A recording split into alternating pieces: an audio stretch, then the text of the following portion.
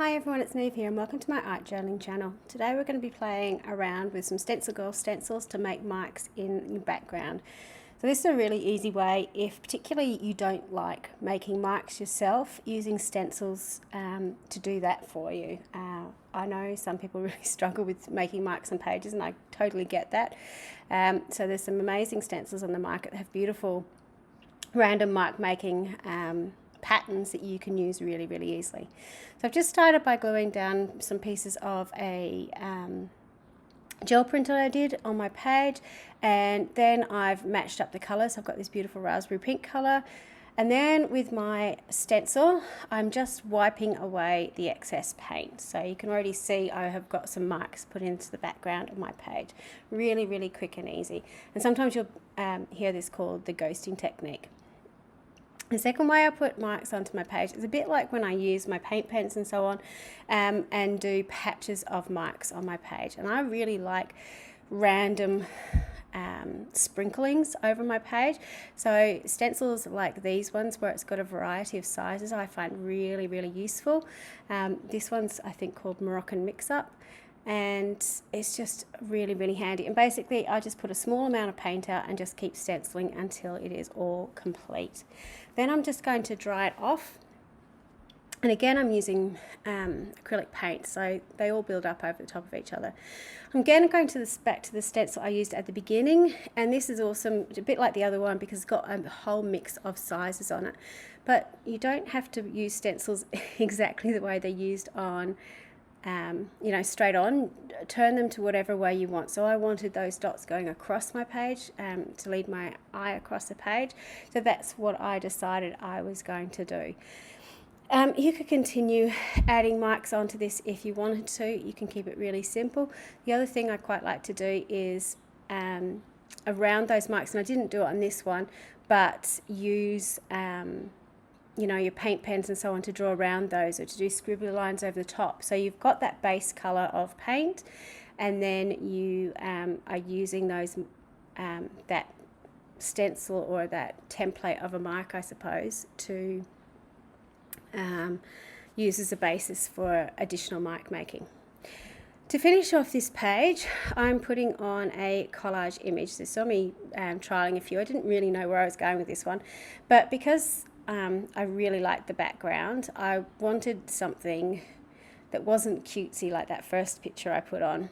So this is a contour drawing. If you're good at drawing, you could obviously do your own contour drawing, but this is all about making art that looks tricky, but in actual fact you've had a lot of help to do it.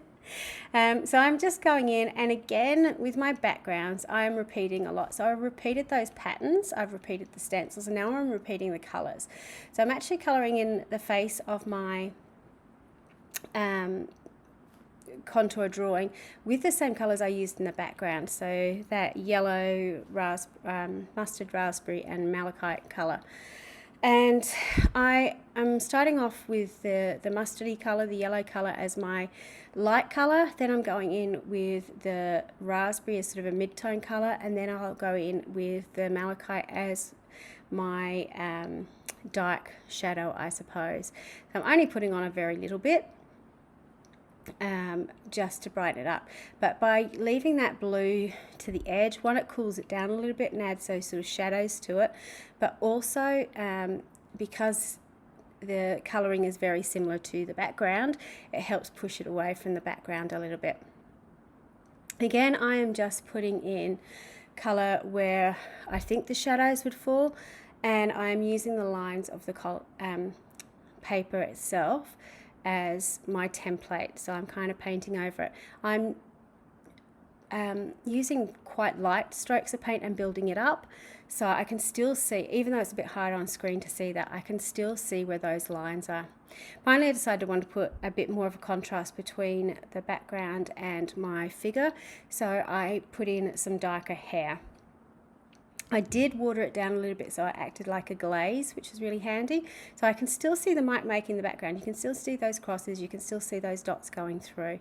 Finally, just to sharpen everything up again, I'm going in with my Stabilo Oil pencil, and I am drawing over where those contour lines are. and you can sort of see the difference there. It sort of pops it out of the page by doing that. So using a black drawing pen or a Stabilo All pencil, just a really nifty way to bring some definition back onto your page. The final thing I wanted to do for this was to add a quote onto my page. So because the person itself looked not sort of messy and unfinished, that's the sort of quote I wanted to go for. So that's what I looked up in my internet browser, looking for a messy thoughts quote. And I like this one. This mess is part of life, which really stood out to me. So I'm just going in, I'm using long thin strokes with my paint pen, drying that off. Then I'm going to go in with a warm grey to do a drop shadow, and this will act to push the text off the page somewhat. Once I've done that, then I'll go over with a white pen. So you don't have to do this, but it's a really great way to finish off your text and finish off your pages, make it look complete. The alcohol marker itself, the warm grey, is really handy because it is transparent as well, so it gives this shadow, but you can still see through it. If I just used like a grey paint pen, for example, that would be opaque, so it would block out what was in the background. So it's a really neat trick to give that shadow effect really easily. You can see by then going in and putting in the white, that's the difference. So here's a close-up of the stencil I have used in the background so that you can see it really clearly. This is a dot making stencil from Stencil Girl. Both of these you'll find in the blog post link in the description box below as well. This is just a close-up so you can sort of see that text and how it's all come together, and of course the final part. So really, really quick and easy, using sort of close to primary colours to get the brightness on the page. So I hope you have a go at doing this. Thank you so much for watching, and until next time, bye for now.